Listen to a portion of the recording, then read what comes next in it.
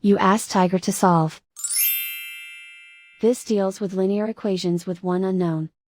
The final result is x equals 5. Let's solve it step by step. Group all constants on the right side of the equation.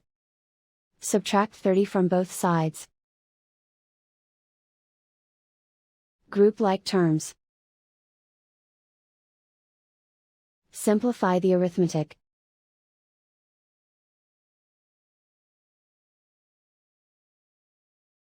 Isolate the L. Divide both sides by -4. Cancel out the negatives. Simplify the fraction.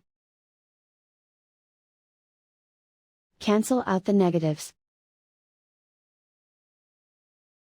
Find the greatest common factor of the numerator and denominator.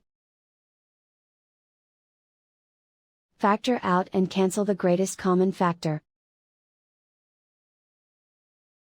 And so the final result is x equals 5.